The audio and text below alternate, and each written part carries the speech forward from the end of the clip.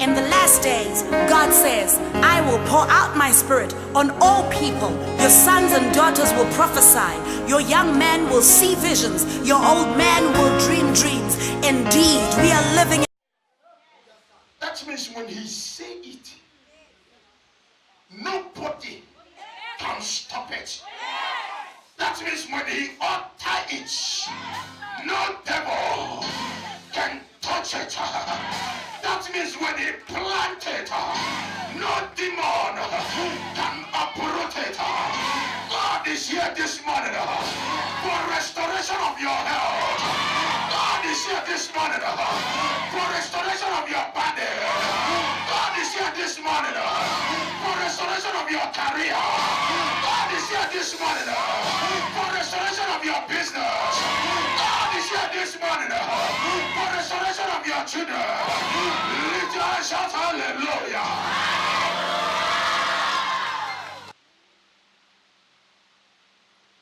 I know that none of you might understand what a healing balm is. But a healing balm is that balm that cures every disease. I don't care what they have said. I don't care what they have announced to you. I don't care what they have showed you in a piece of paper.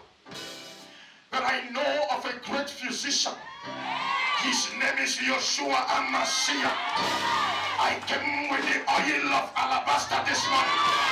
I came with the healing balm this morning. I don't know how long you've been looking for it, but I have it in my hand this morning. God has sent me with the healing balm.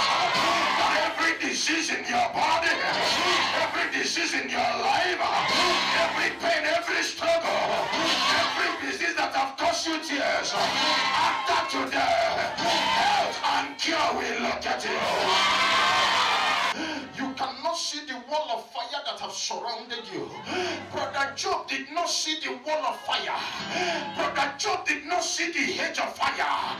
But the devil saw it. And that's why he went to God and said, I cannot touch him because you have surrounded him with fire. You might not see the fire, but there is a wall of fire around you. And you're going out and you're coming in.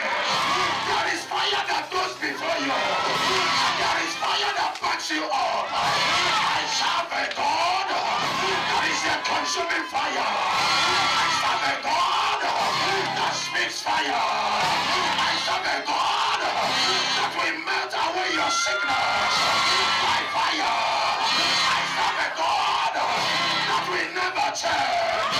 There is a wall in your life. You might not see it, but your enemies will see it. This morning for a healer in your career life, in your business life, in your academic life. I come for a healing this morning. There's somebody here under the sound of my voice. Whether the devil like it or not, you will walk out of here a new man. You will walk out of here a new woman. You will walk out of here a new boy. You will walk out of here a new girl. You will walk out of here a new child. Lift our shout here.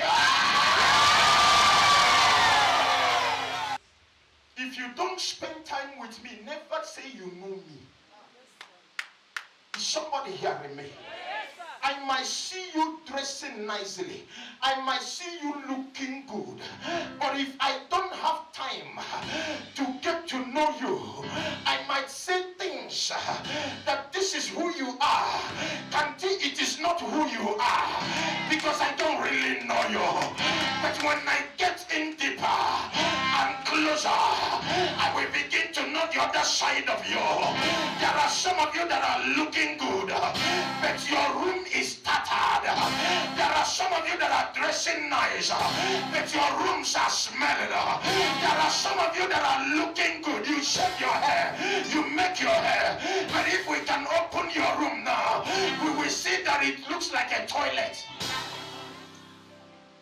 I know I'm preaching good today. They are quiet because some of them did not make their bed before they came to church.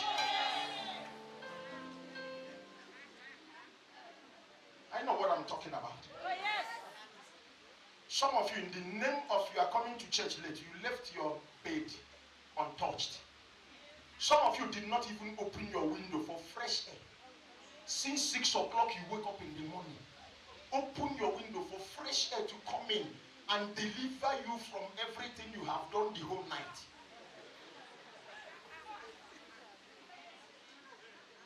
You left it like that, that if somebody can open the door and put their head, they will vomit. Where is the healing balm? I know some of you will not like me today, but I will preach. Because the truth you know is the only truth that will make you free. Where is the healing balm? Because all of you under the sound of my voice, whether you like it or not, you need a healing balm. You know, when we talk about people with HIV in their body and we say pray, there are some people who don't want to pray. Just because you don't have it means you are not supposed to pray. And when we talk about cancer, there are people who do not have cancer in their body. Just because you don't have it means you're not supposed to pray against cancer. Because the person that had cancer now, yesterday there was no cancer in their body. Is somebody hearing me? The person that have HIV today, yesterday there was no HIV in their body. So when we say pray, you better open your mouth and begin to pray. Because there is a God in this house.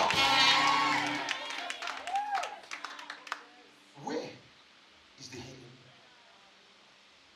In Jeremiah chapter 8.